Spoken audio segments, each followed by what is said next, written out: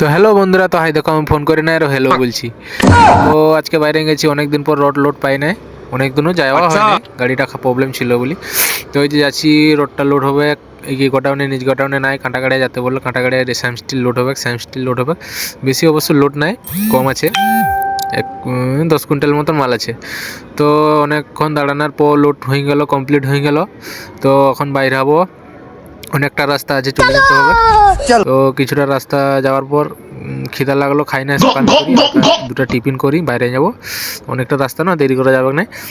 তো যাচ্ছি, এই যে রাস্তাটা বাম দিকে গেছে কুলটিগিরি দিয়ে গুপ্তমণি, আর ডান দিকের রাস্তাটা গেছে হাতিগড়িয়ার দিকে। কিছুটা রাস্তা আসার পর দেখছি রাস্তাটা মারাত্মক খারাপ, পুরো একেবারে কোমর টমর ব্যথা ধরে গেল।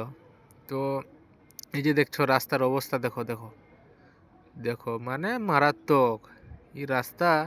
মানে মানুষ যদি হাঁটে তো থুমড়ি পড়ে যাবে, আর বলার নাই কিছু।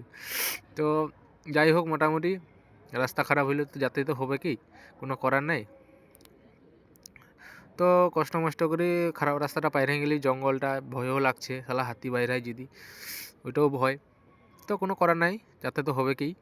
তো যাচ্ছি, যাতে যাতে তো ফাইনালি খালি পয়েন্টে ঢুকিয়ে গেছি, খালি হবে।